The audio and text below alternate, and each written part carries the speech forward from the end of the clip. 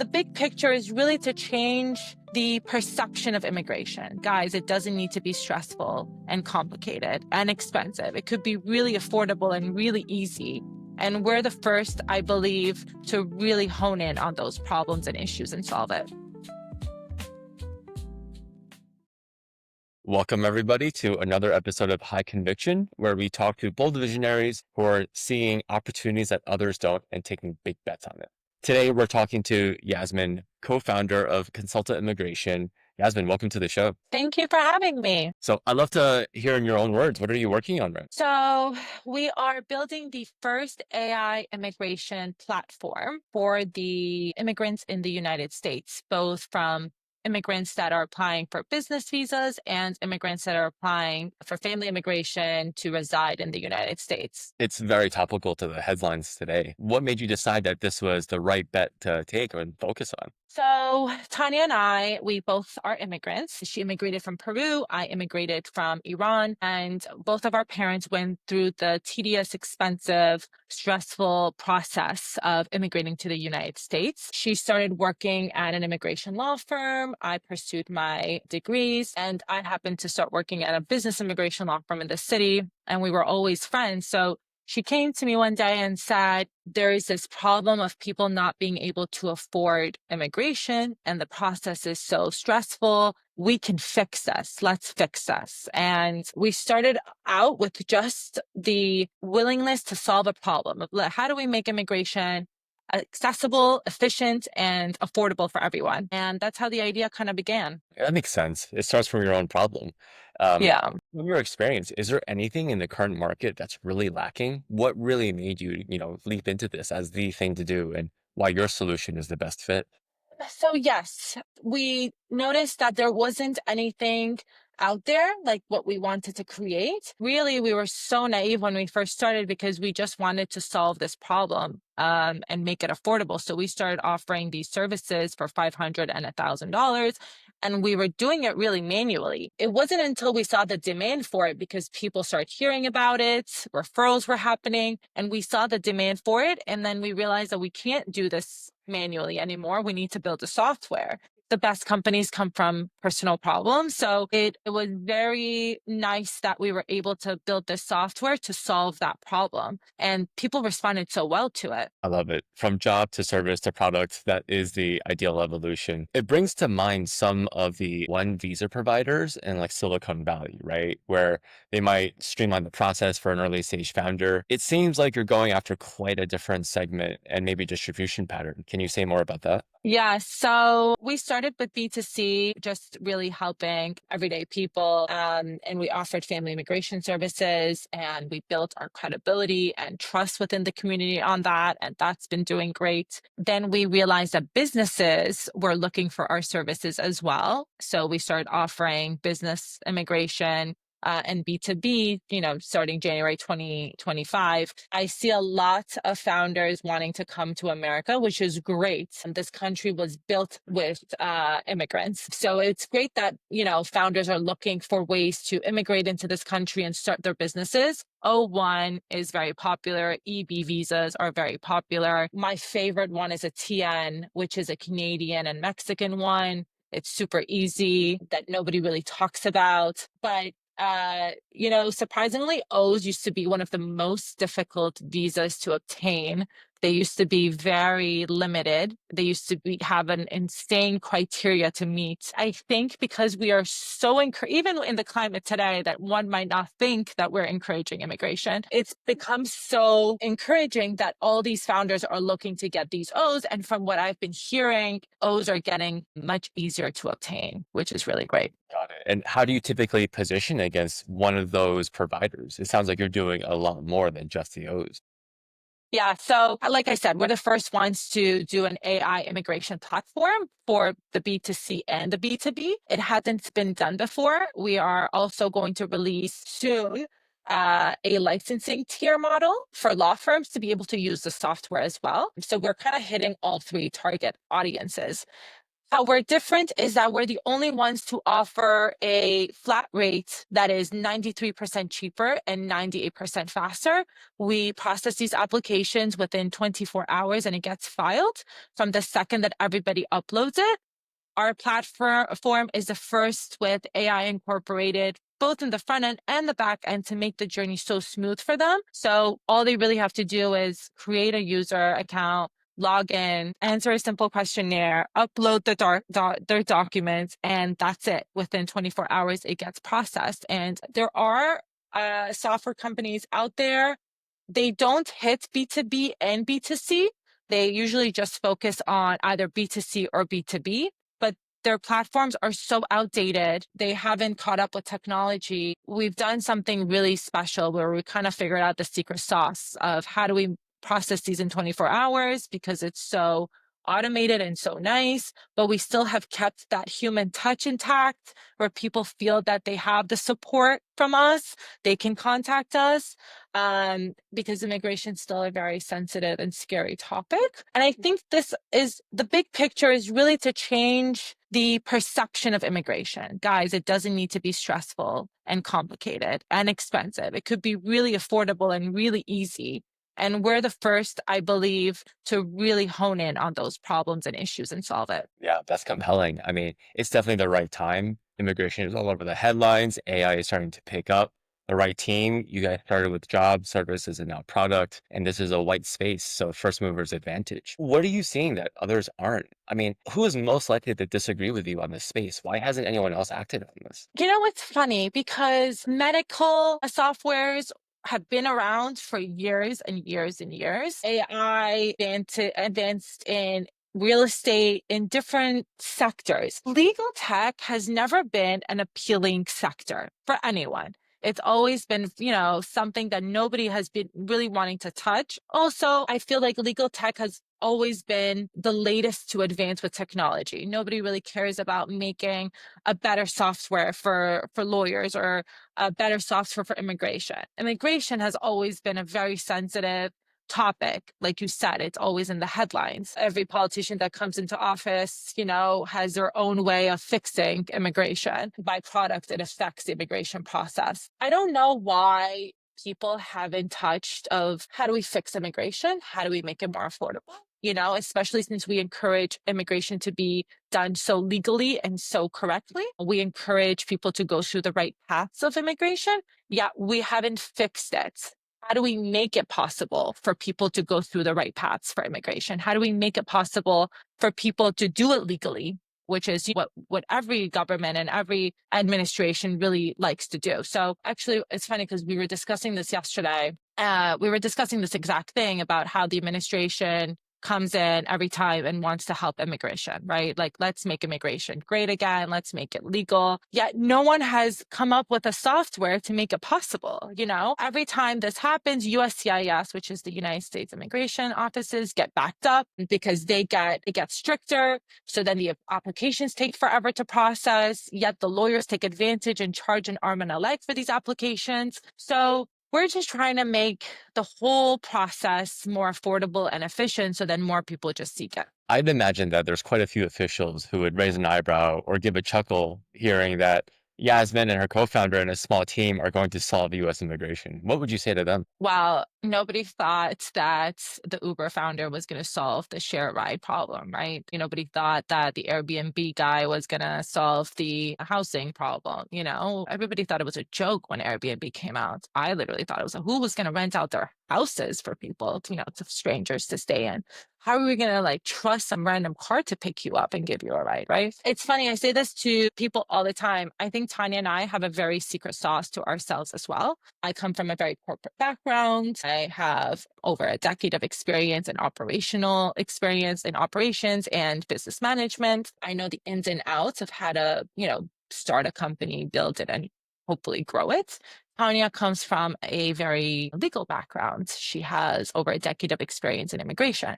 You put two people who have gone through the same process, who know the pain points of it because their parents have gone through it and they lived it, with two different strengths and weaknesses. You put them together. I stand by what I say. I think if Tanya and I cannot solve this immigration problem, I don't think anyone can. And I think it's the right time to do it because one person asked me, well, why now?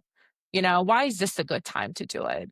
People tried this 10 years ago and it didn't work. And I say, well, 10 years ago, technology wasn't so admirable. Technology wasn't so advanced. AI is a whole thing now. I can put chatbots into the software and resolve 90% of the issues. So it's the right time because technology is advanced. People are adapting to technology being advanced, and this issue still exists. And it's the hottest topic right now. So I really believe that if it can't be fixed now by her and I, that I don't think it's going to probably take another decade to be fixed. I love it. You make me bullish.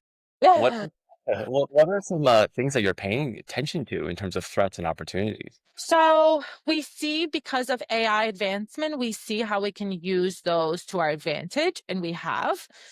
Even the licensing model that we want to build, that will be our next project, it hasn't been done before. There is no immigration platform software for law firms or businesses to use that incorporates all of it on one platform. For example, there is a legal tech company that just solves the billing problem. There's a legal tech company that just solves the writing problem. There's a legal tech company that solves the payment problem. There isn't a platform out there that has put all of this together on one platform to make it seamless for both the lawyer and both the consumer. So, these are the problems that we keep seeing. We also see that people don't like to pay, for example, for passport pictures. Every time you submit an application, you have to go to CVS or Walgreens, pay hundreds of dollars for passports. People don't like to do that. It's an extra cost. So we fix that. We offer photos at the comfort of their home. We use AI to fix it, and we print it, and we include it in their applications. Or some people don't like to go to the bank and get money orders. It's a waste of time for them. So we have solved that problem. Little problems, you'd be shocked how simple and solvable these little problems are for people to not do immigration. I have a client who wanted to file a citizen application. Literally, it takes 10 minutes to fill out the questionnaire and to do it. She thought it was going to be such a horrendous and stressful and long questionnaire that she was putting it off for after vacation. And I was like, no, it's going to take you 10 minutes to do this on our platform, and she was shocked. So it's really not a very complicated problem to fix. It's just nobody has really gone about it and fixed it. Yeah. I wonder, I mean, you guys seem unstoppable. And to flip the threats and opportunities question around, are there any incumbents that will be absolutely destroyed if you win? Or are there any incumbents that would really benefit from you guys succeeding? Great question. From my knowledge, there isn't anything out there that I would feel like as it's a competitor or that would, we would crush them. I think we will crush the individual legal tech companies out there because our platform has combined everything to one. And I think we're so advanced because we know the pain points, we know the problems, we've tested the product out with the B2C. We're so advanced in our development that I think that once it's released, it's going to crush every other company, the legal tech companies out there, because why would you pay a subscription model for a legal tech company that just writes you letters, when that option already exists on the platform, So I think that's what's going to happen. That's interesting. And are these legal tech companies referring to horizontal solutions within the immigration vertical? Or are they like, they flex and write letters for many use cases? So, what's interesting is that nobody has focused on immigration. So these legal tech companies are addressing every other sector but immigration. But what nobody really realizes is that if a legal tech company is solving the writing problem for contracts, for real estate, for corporate writings and stuff like that, amendments, motions, stuff like that, that really has nothing to do with immigration writing. They could do immigration writing, but they choose not to. So yeah, I don't really know, but I don't really see that they stand a chance when also you have to realize the addressable market is so large. There are 60 million immigrants in the US, just immigrants. There are millions of people that would use these legal tech companies regardless. I don't think it's a threat to anyone, really. I just think that if we offer a better option for them, a cheaper, better option, most people will take it. Are there any legal tech companies that you think could pivot into the immigration space? I wonder because it seems like, this is an overlooked opportunity compared to folks selling into, corporate law. It could. I think you need to know the pain points of immigration and have an immigration background because it's such a niche sector. And I think people don't feel comfortable going into it because they probably don't have the experience. Tanya working in immigration for over 10 years, she knows every pain point. She knows how to solve it, which is why she's so product based. Whereas I'm more front ends because I know I've done immigration, but I also know the relationship side of building these relationships with people. So they could, I don't foresee them doing it because it would take their focus off of their software and off of their own mission and thesis. But I do believe that Tanya and I make a great partner to do this is because we have the intense knowledge. It's like also it's a people that start companies come from a personal problem usually. Those are how the best problems are solved. So if someone doesn't have an immigration problem, has never gone through the immigration process, it's very hard for them to like add it to their software. It's a very niche topic. That makes sense. And to your point, they're probably not even thinking about it, right? They're tackling their own problem, you're tackling yours. They're not thinking about it, slash maybe they're not even interested in it. I honestly probably wouldn't be if I didn't go through the process or, saw the pains that my parents went through. If Tanya came to me and I hadn't gone through the process and understood it, I probably wouldn't even take it on, right? There's so many easier ways to make money than start a technology software company. So you really have to have a personal mission to it. And I think the people that started the legal companies, the legal tech companies in other sectors probably have they probably resonate to it in a specific manner, that they probably don't to immigration. So I feel like immigration out of all the other sectors in law is a very personal and, it's a very personal and sensitive sector that you really need to have a mission to solve it because you've gone through it. It's not like real estate, where you're just solving the real estate problem. It's a more niche topic. Yeah, I love that framing, especially with all of the noise around immigration today. Are there any information sources that is relevant to, let's say, immigration legal tech or immigration solutions that you just completely ignore? What do you mean? So any conversation threads or thought leaders in this space that you just try to stay away from because you don't find that it's relevant to how you see the world and where you're going. And no need to name names if you don't want to. I just think government in general, I think it's very scary what the media puts out there about immigration. I've had people call me panicking about their immigration statuses because of the new administration. And I think the media does not do it justice. I think the media doesn't portray it in a calming way for people. I think immigration is such a sensitive and scary topic. Let's really think about it. Immigration is like your legal status in the United States, right? I mean, it's the difference between being here and remaining here and being deported. It's a very sensitive thing. Or if you have a work visa, it's the difference between being able to continue your work and support your family because it's, paying your bills, or be sent back and lose your job and, potentially your family. It's a very sensitive thing. And I don't feel like the media does it justice because I think that they just scare people more than necessary. You hear immigrants being quote unquote shipped back and, it's scary for people, especially people that came here legally. They came here with a legal status. They're doing everything right. They haven't committed a crime. They're still scared. So I think the media should probably do a better job at comforting people and really putting factual stuff out there as, and not scare the public even more. Yeah, absolutely agreed. There's a lot of voices talking, it seems, irresponsibly and chaotically. And it's hard to tell whether or not this is immigration reform.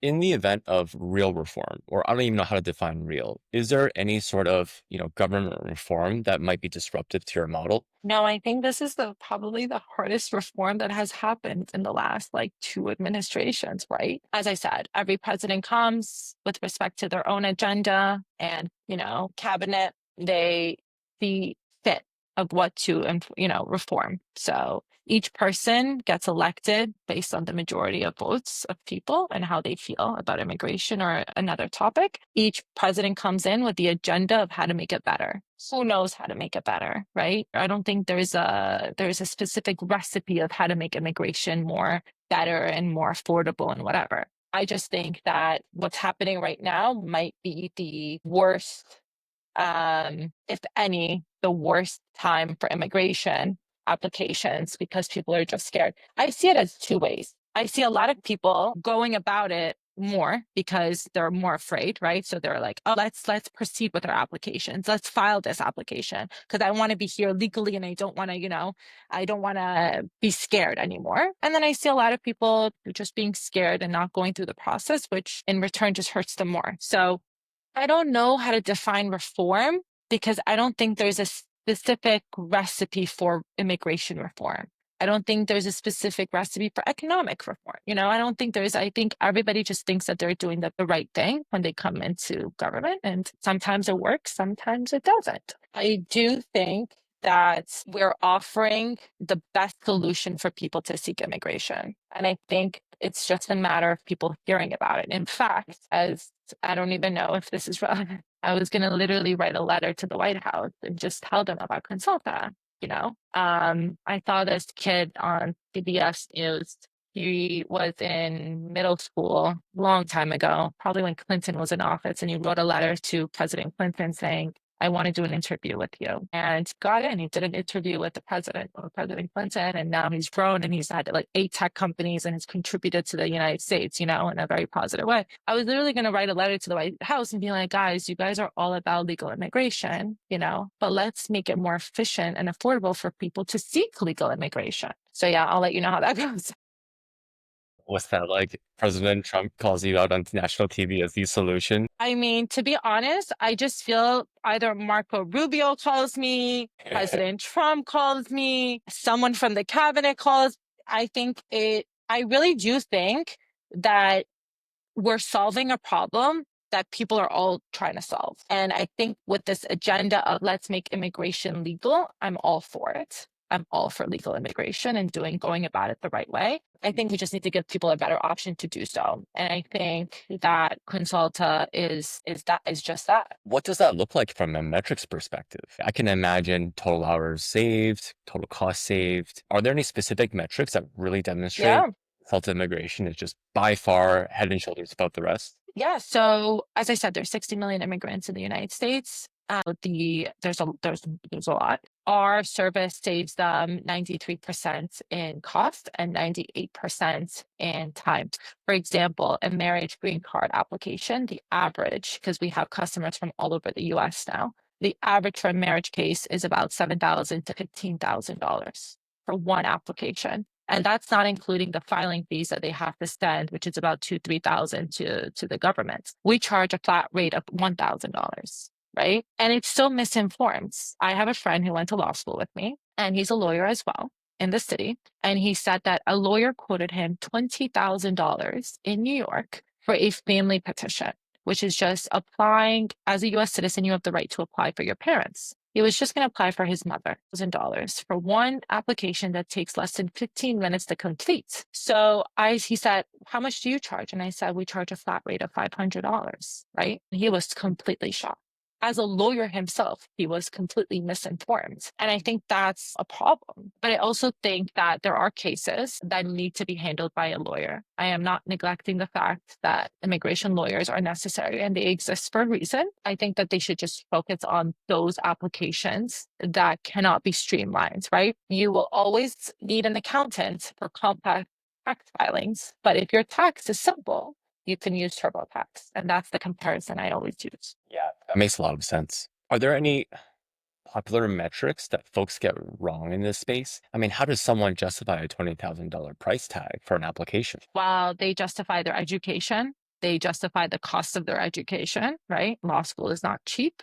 College is not cheap in this country. They justify their years of experience. They justify their overhead fees of having an office, rent, paralegal, supplies, stuff like that.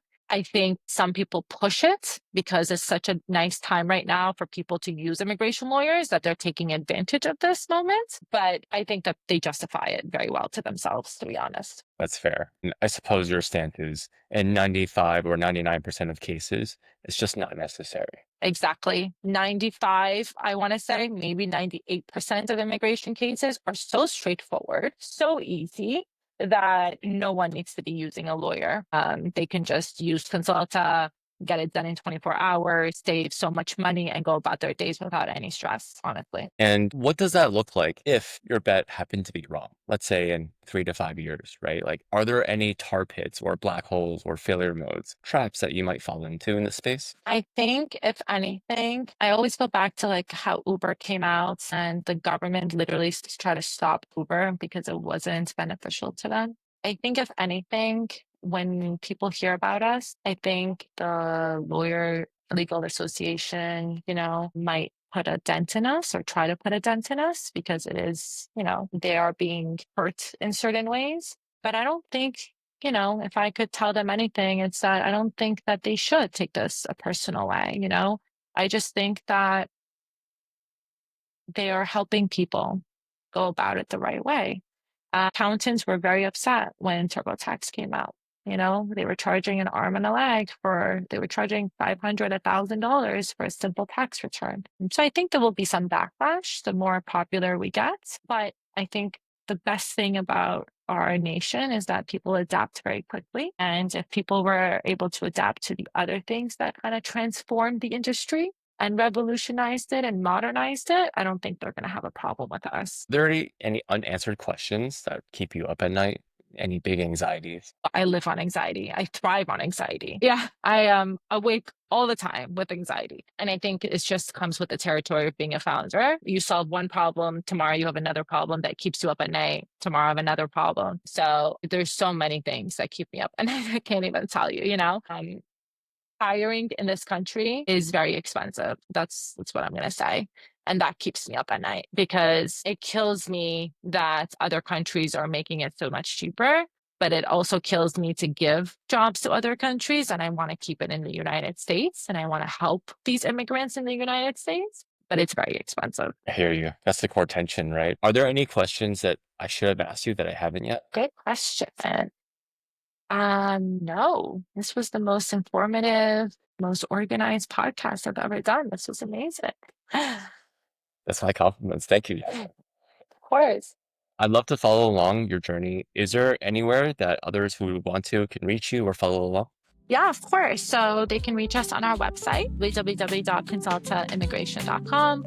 We're very active on social media, Consulta IMM on Instagram and TikTok. And you guys can see me if you're in New York around. Tech events are happening soon. So we will be hosting a few tech events, which is exciting. And yeah. That's exciting. Yasmin, thanks so much for coming on the show and looking forward to what you build. Thank you so much for having me. This was great.